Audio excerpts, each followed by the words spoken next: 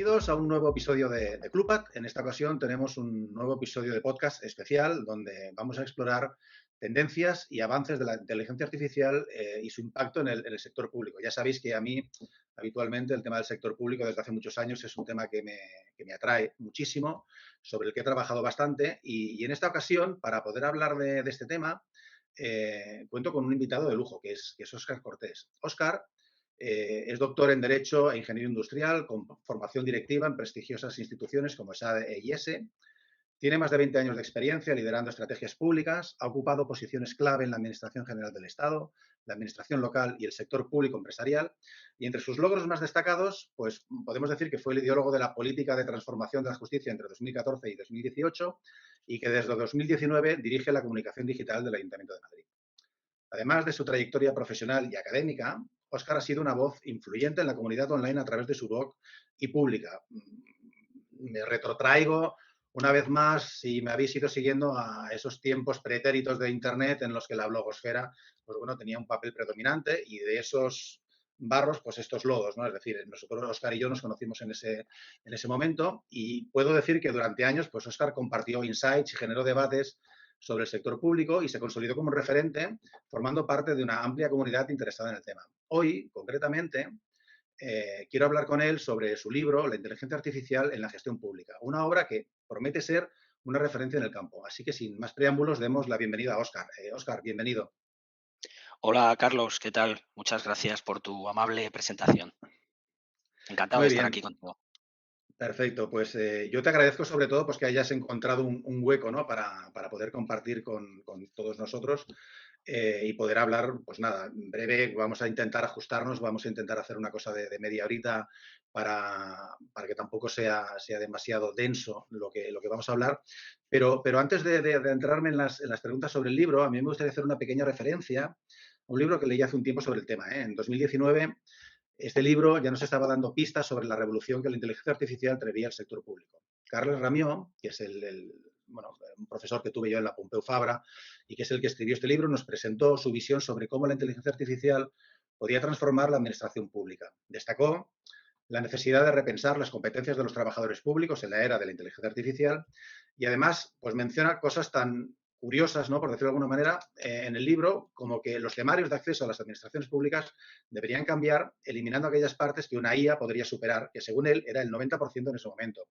Y yo no sé si podríamos decir en este momento casi del 100% si pudiéramos hacerlas con herramientas como ChatGPT, Cloud, Anthropic o cualquiera otra de las que tenemos disponibles en el mercado en estos momentos. Además, propuso una clasificación detallada de cómo se podía estructurar un sistema de empleados públicos robotizados, desde tramitadores de procesos hasta roles de directivos y de reciclaje. Es un libro interesante, de fácil lectura y bien documentado y que proporciona una visión de posibles escenarios y recomendaciones sobre la introducción de la inteligencia artificial en las administraciones públicas. Con este contexto, es fascinante ver cómo 4 años después, en 2023, aparece La inteligencia artificial en la gestión pública, una obra que profundiza y actualiza la conversación, adaptándola a nuevos desafíos y realidades de nuestro tiempo. Con esto en mente, Óscar, me gustaría comenzar con algunas preguntas sobre tu libro. Para empezar, ¿qué te motivó a escribir este libro, ¿no? ¿Y a quién va dirigido? Bueno, Carlos, fundamentalmente el leitmotiv que me impulsó para escribir este libro es esa inquietud que tengo ya desde hace más de 20 años, que me dedico a lo público, de modernizar el sector público y de trabajar aportando ideas, conceptos, referencias para mejorar y transformar la administración pública. Por tanto, dentro de ese contexto, siendo además la tecnología pues uno de esos drivers de transformación que desde hace ya algún tiempo sucesivas tecnologías se han ido incorporando a la administración pública y viendo cómo la inteligencia artificial pues es una tecnología de las que está entrando con mucha fuerza ahora en todo tipo de ámbitos, tanto personal, empresarial y también, por supuesto, institucional, pues pensé, ¿no? ¿Por qué no hacer y dedicar una reflexión escrita, ¿no? Sobre esta cuestión, sobre cómo la inteligencia artificial puede incidir en la gestión pública y hacerlo no desde un punto de vista tecnológico, sino desde un punto de vista, vamos a llamarlo multidisciplinar o, si se me permite, desde la ciencia de la administración. Es decir, considerando diferentes aspectos que tienen que ver con las políticas necesarias para impulsar la IA en el sector público, la regulación necesaria o los aspectos más relevantes que tendría que desarrollar desarrollarse alrededor de la IA en el sector público, el impacto de la IA sobre la función pública, sobre los funcionarios públicos y también cómo poner en marcha proyectos de IA dentro del sector público y cuáles son las circunstancias que los rodean, ¿no? Por tanto, es un libro que va dedicado fundamentalmente a profesionales públicos que quieran ver desde una perspectiva, insisto, amplia la introducción de la IA en el sector público y también, ¿por qué no?, a policy makers, personas del mundo de la academia, de think tanks, de reflexión, de pensamiento, ¿no? Pues que quieran, digamos, aproximarse a este campo, ¿no? Muy bien. Yo le he echado un vistazo por encima y la verdad es que me resulta súper interesante, ¿no? Yo creo que ofreces una introducción sólida, ¿no?, sobre los fundamentos de la inteligencia artificial y la pregunta que te haría sería que, ¿cuáles consideras que son los conceptos clave que todo profesional del sector público debe entender sobre inteligencia artificial? Bueno, yo creo que una primera idea muy fundamental y muy básica es que cuando hablamos de inteligencia artificial utilizamos estas dos palabras, ¿no? Y parece que nos estamos refiriendo a algo concreto, pero no nos estamos refiriendo a algo concreto. Quiero decir, la inteligencia artificial, dicho así, es realmente un conjunto de familias tecnológicas, de muy diferentes tecnologías. Hay muchos tipos de inteligencia artificial, algunos muy consolidados, como las técnicas de IA simbólica, basadas en modelos lógicos, y otros que llevan desarrollándose algún tiempo, pero que están todavía en proceso de crecimiento y de maduración, como por ejemplo los sistemas de aprendizaje automático, los sistemas de IA generativa que estamos hablando ya mucho en este momento, ¿no? U otro tipo de sistemas de aprendizaje más profundo. Por tanto, esa es la primera idea, que cuando hablamos de IA no estamos hablando de una única tecnología, sino estamos hablando de muchos ámbitos diferentes. La segunda idea fundamental es que si hablamos de las IAs o de las inteligencias artificiales, digamos, que están siendo ahora más avanzadas, son tecnologías basadas en datos y en algoritmos, ¿no? Entonces, es importante tener claro la importancia de estos dos elementos, el dato y el algoritmo, para entender la inteligencia artificial. Eh, eh, el dato, porque sin datos, o sin datos de calidad, luego quizá podamos hablar de ellos, o sin datos con una serie de características, no es planteable poner en marcha proyectos de IA. Y lo segundo, los algoritmos. ¿Qué es un algoritmo? ¿Cómo opera un algoritmo? ¿Y cuáles son las circunstancias que hay alrededor de un algoritmo? El algoritmo entendido como un sistema lógico-matemático, ¿no?, que es capaz de, a través de datos, ¿no?, realizar una serie de tareas, de operaciones o un aprendizaje que le va a llevar a actuar de manera más o menos autónoma. Todo lo que rodea al algoritmo pues es importante también como concepto, ¿no? Entonces, bueno, yo creo que estas dos cuestiones, la amplitud de tecnologías que supone la IA, la amplitud de posibilidades que esas tecnologías brindan y también, en el caso de las inteligencias artificiales no basadas en modelos lógicos, sino más basadas en modelos algorítmicos, por la importancia de los datos y de los algoritmos, ¿no? Perfecto. Aparte en el libro hablas también mucho sobre las aplicaciones prácticas, ¿no? Que la inteligencia artificial tiene en áreas como las smart cities, la seguridad pública, la justicia, la sanidad. ¿Podrías compartir con nosotros algún caso de éxito, algún ejemplo concreto en alguna de estas áreas? Bueno, hay algunos casos. Bien es cierto que una de las cuestiones que estamos viendo es que en muchas ocasiones los sistemas de inteligencia artificial se están introduciendo en silencio, ¿no? Y eso es uno de los temas, vamos a llamar, más peliagudos, ¿no? Porque muchas veces se está utilizando inteligencia artificial, incluso sin saber que se está utilizando inteligencia artificial por parte de las administraciones públicas y no siempre bajo, digamos, en la etiqueta de un gran proyecto de inteligencia artificial, pues con todas las implicaciones que eso tiene, ¿no? Pero sí que es verdad que hay algunos ámbitos, sobre todo el ámbito que los anglosajones llaman del law enforcement, ¿no? Por ejemplo, el sistema Riscambi, ¿no?, en Cataluña, que se puso en marcha hace ya años. Esto no es un sistema, digamos, reciente, es un sistema que cuando desde Cataluña se asumieron las competencias de prisiones, pues es un sistema para identificar el riesgo que tiene un determinado interno, ¿no?, en reincidir si es puesto en libertad, ¿no? Y en base a ese sistema, un sistema de semáforo que ofrece al funcionario de prisiones o a los responsables de las prisiones pues una probabilidad verde, azul o roja, ¿no? Pues servir eso de pauta para que se acuerde o no, pues porque en un determinado momento pues puede ser beneficiado de un permiso o de unas circunstancias con algún elemento que apoye el hecho de que no vaya a reincidir o no vaya a delinquir, ¿no? Luego también en el ámbito, por ejemplo, de las políticas de prevención, sistemas como el sistema Arbaria del Ministerio de Transición Ecológica, que son capaces de hacer predicciones sobre dónde y en qué circunstancias pueden aparecer incendios forestales, ¿no? Es un sistema de naturaleza predictiva que ayuda, en este caso al decisor, ¿no? Pues a localizar, a organizar los equipos de prevención, incluso a disponer de refuerzos en extinción con una cierta probabilidad que pueda ocurrir un incendio y dónde puede ocurrir un incendio de este tipo. Y luego, por ejemplo, por darte otro ejemplo, pues un sistema que se puso en marcha en Valencia, ¿no? Hace unos años, para prevenir la corrupción, que es el sistema Saler, que incluso en Valencia, en la Comunidad Valenciana, se aprobó por parte de las Cortes Valencianas una ley, digamos, reguladora, ¿no? De este tipo de sistemas para identificar, digamos, de manera preventiva, ayudar a los funcionarios, en este caso de la administración, pues para poder identificar cuándo podría empezar alguna práctica irregular o premonitoria de que pudiera derivar en un proceso de corrupción y elevar alertas, ¿no? Y que en base a esas alertas pues se iniciara algún procedimiento de inspección dentro de la administración, en este caso autonómica valenciana, ¿no? Pues para esclarecer, ¿no? O poder dirimir estas cuestiones, ¿no?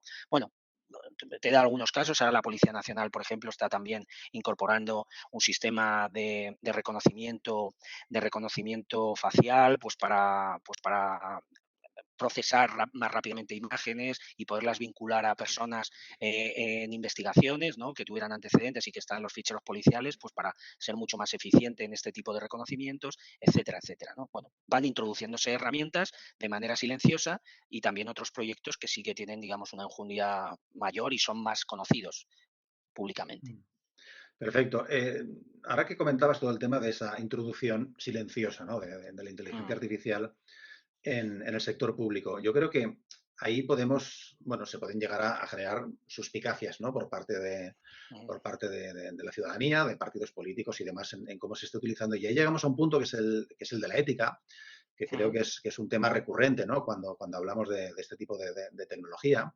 Y además en tu libro destacas mucho, ¿no? Las implicaciones éticas, sociales y jurídicas que la inteligencia artificial tiene en la gestión pública. ¿Cuál consideras que es el mayor desafío ético al implementar la inteligencia artificial en el sector público? Claro, efectivamente, te agradezco la pregunta. Claro que me refiero a ello en el libro, porque el libro también intenta ser una aportación desde un punto de vista, digamos, realista, ¿no? Realista, ¿no? Y de aterrizar este tipo de ideas y conceptos en la realidad y en lo que queremos a través de la tecnología, ¿no? La tecnología al final no es un fin, es un medio para, en este caso, ¿no? Pues construir, si la aplicamos en la administración pública, para reforzar lo que son los pilares fundamentales de la administración pública como espacio garante de derechos, de libertades, ¿no?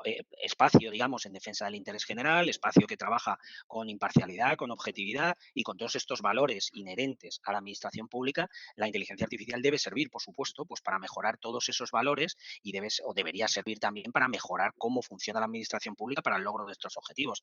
Entonces, desde ese punto de vista, es importante tener en cuenta que efectivamente hay una serie de consideraciones o de cuestiones éticas en un principio que luego pueden elevarse a regulación jurídica si intentamos establecer un marco, digamos, más hard, ¿no? O más duro, ¿no? De regulación, pero en una base principal, ¿no? Pues hay unas cuestiones éticas que tienen mucho que ver con el cumplimiento o la salvaguarda de los derechos fundamentales en el funcionamiento de los sistemas, ¿no? De alguna manera, los marcos éticos fijados deberían hacer una especie de listado, de checklist de que los sistemas cumplen o no vulneran al menos o si los vulneran, pues deberíamos saber cómo y en qué medida algunos derechos fundamentales básicos, ¿no? Por ejemplo, el derecho a la no discriminación, el derecho a la igualdad y a la no discriminación, el derecho a la privacidad, por ejemplo, hay una serie de derechos fundamentales, el derecho al buen gobierno, por ejemplo, en el caso de la justicia, ¿no? Pues el derecho a un procedimiento, a la tutela judicial efectiva, los derechos a la igualdad de partes, etcétera, etcétera, ¿no? Entonces, por ejemplo, el sistema Riscambi, que comentaba anteriormente, una de las cuestiones que más se cuestiona del sistema es cuando se adopta una medida respecto a un interno, pues, por ejemplo, que imaginemos que el sistema aconseja que ese interno pues, no pueda disfrutar de un permiso, ¿no? Y se le deniega, digamos, el permiso al interno y el abogado pues quiere recurrir, ¿no? Quiere recurrir esa denegación, su abogado quiere ejercer la defensa del interno y quiere recurrir, ¿no? ¿Qué elementos tiene el abogado para fundamentar ese recurso? ¿No? sobre qué fundamenta el recurso. ¿Cómo es la decisión esa que se ha tomado por parte de un funcionario público? ¿Está motivada en base a lo que dice el algoritmo y por qué dice eso el algoritmo, ¿no? Bueno, pues todo este tipo de cuestiones, pues son cuestiones que desde un punto de vista ético-jurídico, ¿no? Pues son relevantes, ¿no? Y esa es una de las cuestiones que a veces cuando hablamos de inteligencia artificial, la clave y lo difícil es combinar el progreso con los derechos, ¿no? Y yo creo que ese equilibrio importante, pues es lo que se debería intentar garantizar, ¿no? A través de marcos éticos, a través de estructuras éticas y también de marcos regulatorios, ¿no? Me parece súper interesante, ¿no? Todo lo que estás comentando, ¿no? Y sobre todo con los cambios que hemos vivido, ¿no? Desde 2020, ¿no? Con la pandemia, ¿no? Al entrar en ese mundo pospandémico que ahora parece que nos estamos Mm. normalizando. La verdad es que con todo esto, y además en el libro mencionas reformas que serían necesarias, ¿no? En la administración pública para adaptarse a este nuevo entorno. ¿Qué cambios, por lo tanto, considerarías más urgentes y por qué? Bueno, yo creo que hay como dos grandes ámbitos, ¿no? de cambio, ¿no? El primer cambio es la reforma, la nunca conseguida, pero siempre aspirada, hablada, puesta encima de la mesa, reforma de la función pública, reforma del empleo público, ¿no? Yo creo que el empleo público en España está basado en unos pilares constitucionales que son absolutamente irrenunciables, pero nos amparamos en que el preservar esos pilares nos lleva al modelo de empleo público que tenemos actualmente, un modelo cerrado, un modelo funcionarial, un modelo, digamos, basado en unas estructuras de cuerpos profesionales que no siempre ya se adaptan a la lógica de lo que va necesitando la administración pública, unos sistemas de acceso y unos sistemas de desarrollo profesional y de actualización de conocimientos que no son, digamos, los que necesitan las estructuras públicas. Yo creo que esta es un área fundamental y que además en el libro me refiero a ella, además vinculándola con los desafíos y retos que plantea la inteligencia artificial, ¿no? No estoy diciendo con eso que de repente sobren todos los funcionarios. Ramió hace un análisis, has hablado de él muy bueno, también le cito abundantemente en mi libro sobre algunos impactos. Hay impactos, lógicamente, en las estructuras, pero hay impactos también en los perfiles profesionales y hay impactos también en cómo se trabaja y en la cultura administrativa, ¿no? Que pueden derivarse de la introducción de este tipo de tecnologías, ¿no? Y el segundo área, yo creo, la 2 de 3, ¿no? Y luego añado otra que me parece importante, es la de construcción burocrática, vamos a llamarlo así, ¿no? Que es el intentar construir mejores burocracias de más calidad. Y eso pasa necesariamente por la simplificación y eso pasa necesariamente por la tecnificación, ¿no? De la burocracia. Eh, si queremos agilidad, preservando las garantías, necesitamos replantearnos gran parte de cómo funcionan, digamos, los procedimientos administrativos. Y eso necesariamente también va vinculado, y hablo en el libro, ¿no? De la burocracia algorítmica o de la algocracia, ¿no? De cómo los algoritmos pueden contribuir a este fenómeno. Y por último, que tiene relación también con lo que decíamos antes, aunque desde una perspectiva más amplia, es todo el tema de integridad. O sea, la integridad, se apostó por políticas de gobierno abierto, las políticas de gobierno abierto alimentaron mucho el discurso académico y político, luego el llevar a cabo esas políticas desde el punto de vista más administrativo ha sido difícil, es difícil, pero sigue habiendo una gran necesidad, ¿no? De implantar marcos de integridad, marcos éticos, que también no solo vinculado a las buenas prácticas de gestión pública, sino también al manejo de este tipo de herramientas, ¿no? Bueno, yo creo que con eso rápidamente te he podido intentar contestar, ¿no? Pero de eso escribo en mi libro y en otros libros que tengo por ahí. Muy bien. Has comentado algo que me genera interés, ¿no? Interés y yo creo que hasta un poco de intriga, ¿no? Eso que has comentado de la algocracia, ¿no? Ese tema del gobierno algorítmico. ¿Puedes explicar brevemente para quien nos esté escuchando qué significa, ¿no? Eso del gobierno algorítmico y cómo ves esa arquitectura institucional necesaria para ello? Mm. Bueno, el gobierno algorítmico puede tener muchas acepciones, pero una de ellas es pensar que quién toma las decisiones en los sistemas político-institucionales. ¿Las van a poder tomar en algún momento los algoritmos? ¿No? Pensemos en dos tipos de decisiones, las decisiones políticas y las decisiones administrativas. Determinadas decisiones políticas que pudieran ser tomadas en cuenta por parte de algoritmos y eso que puede suponer, ¿no? Y determinadas decisiones administrativas, ¿no? Ese escenario de hiperautomatización que se podría plantear, de hecho hay países del mundo que están apostando fuertemente por esta especie de gobierno algorítmico o algocracia o como lo queramos llamar, ¿no? Pues bueno, pues plantea mucho debate y mucha reflexión. Hay varios libros, uno de José María Lasalle sobre el ciberleviatán, ¿no? Que habla un poco también de todas estas cuestiones, ¿no? Eh, y esa es una de las dimensiones del gobierno algorítmico. Otra de las cuestiones es decir, ¿hacia dónde vamos? ¿Vamos hacia un gobierno algorítmico? ¿Queremos ir hacia un gobierno algorítmico? ¿Cuáles son los impactos que pudiera tener eso? Bueno, pues esa es una de las cuestiones que dejo ahí. Y otra de las cuestiones es que el gobierno algorítmico es gobernar los algoritmos. Es otra de las perspectivas de qué puede significar el gobierno algorítmico. ¿Cómo gobernar los algoritmos? Es decir, cómo hacer que esos algoritmos sirvan para mejorar la sociedad y sirvan para mejorar el valor público, ¿no? Y esa es otra de las cuestiones que se abren, ¿no? Y que se plantean, ¿no? Cómo establecer estructuras de vigilancia, de supervisión, de control, de registro sobre los algoritmos que sean eficaces, ¿no? Y eso va a requerir cambios o requeriría cambios normativos, cambios en la función pública, cambios en la relación incluso público-privada, bueno, muchas cuestiones que se plantean. Yo creo que relacionado sobre todo con esta segunda acepción, ¿no? Que estabas comentando, ¿no? Cómo gobernar esos algoritmos, ¿no? Que como comentas, pues tanto Lasalle como Ramió, etcétera, pues ya han tocado en algún momento. Eh, yo creo que la transparencia, ¿no? Es un elemento esencial, ¿no? Además, un poco volviendo a lo que ya habíamos hablado, ese tema de la confianza, ¿no? Yo creo que es básica, ¿no? Es esencial, ¿no? Para garantizar pues la confianza de la ciudadanía, ¿no? En esos sistemas basados en la inteligencia artificial. Eh, ¿qué propuestas presentas en el libro para fortalecer esta transparencia? Bueno, yo antes que nada, lo que querría comentarte es que evidentemente la transparencia tiene una relación directa con la legitimidad y con la confianza, ¿no? En la medida que lográramos hacer más transparentes los sistemas algorítmicos, a priori podrían ser mejor vigilados, mejor controlados, no solo desde el punto de vista público, sino desde el punto de vista social, ¿no? Desde entidades sociales, y eso redundaría en más legitimidad y más transparencia. Pero la primera cuestión, y la pongo en relieve en el libro, es que no nos engañemos. Eh, Dotar de transparencia en los sistemas algorítmicos no es algo tan sencillo ni tan factible.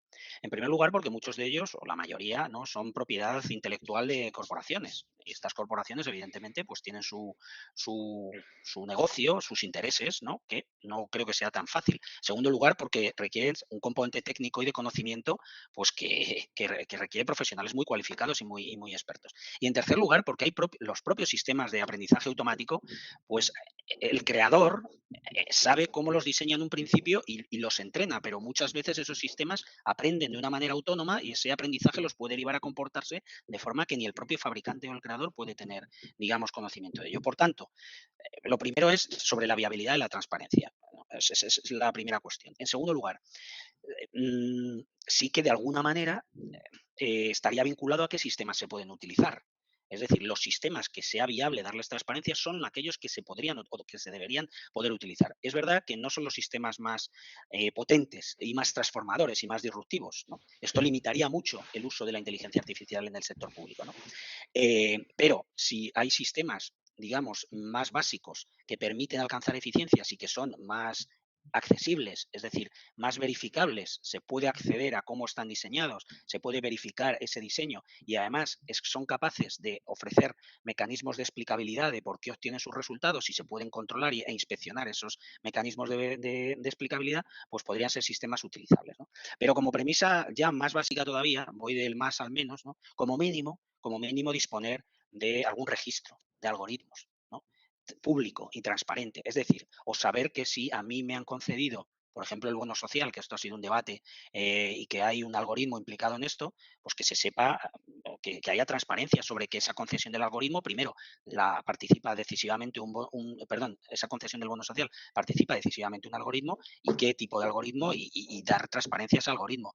Y también de alguna manera quizá habría, y esto lo han planteado, no lo planteo yo lo recojo en el libro, pero también lo han planteado otros académicos, ¿no? A lo mejor incluso de plantear algún tipo de procedimiento administrativo, ¿no? De autorización del uso de algoritmos. Porque estamos viendo que los algoritmos, como yo digo, se están introduciendo de una manera un poco, bueno, pues como ocurre con las tecnologías a veces, pues por necesidad, por rapidez, etcétera, pero no hay realmente, digamos, ninguna supervisión ni ningún procedimiento que vigile cómo se está haciendo eso. Pues me parece clave, ¿no? Todo esto que estás comentando. Y ya finalmente, la verdad es que podría seguir haciéndote muchísimas preguntas, pero pero tampoco quiero alargar demasiado, ¿no? Esta conversación. Pero y finalmente, para aquellos profesionales de la administración pública que nos están escuchando y desean aprovechar los beneficios de la inteligencia artificial en su trabajo, ¿qué le recomendarías? ¿Qué consejo principal les darías basándote en tu libro? Bueno, el primer consejo es que se fijen bien en la viabilidad técnica de la solución y del algoritmo. Porque podemos pensar que vamos a implementar un algoritmo que nos va a resolver la vida de una manera exponencial, cuando luego a lo mejor ese algoritmo no da los resultados esperados y eso se traduce en una desconfianza hacia la máquina, ¿no? Por tanto, hay un primer análisis que es la viabilidad real y de que las soluciones son capaces de darme lo que yo en una hipótesis quiero hacer, ¿no?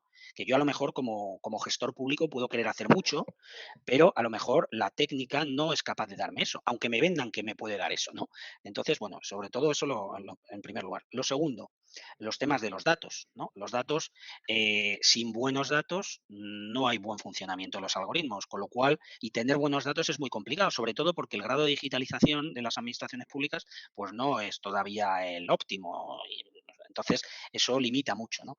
Y en tercer lugar, también tener en cuenta que el tema del algoritmo no es que es un tecnólogo que opera allí, ¿no? O sea, simplemente tiene que haber, digamos, mezcla, ¿no? Mezcla de puntos de vista. Mezcla del punto de vista del gestor, mezcla del punto de vista del técnico, mezcla del punto de vista también quizá de algún jurista, ¿no? Pues para, digamos, implementar este tipo de soluciones, ¿no? Yo creo que va a haber una regulación, como sabemos, la Ley de Inteligencia Artificial Europea, que va a marcar un perímetro importante regulatorio, y luego ver cómo eso se traslada o se transpone al sector público, ¿no? Si a nivel sectorial y concretamente en el sector público, ¿no? Pues se desarrolla algún tipo de normativa específica, ¿no? Eso es lo que habrá que ver, qué tipo de normativa hay, porque realmente ahora no hay regulación, ¿no? Y eso también va a determinar mucho cómo los profesionales públicos van a poder manejar este tipo de herramientas.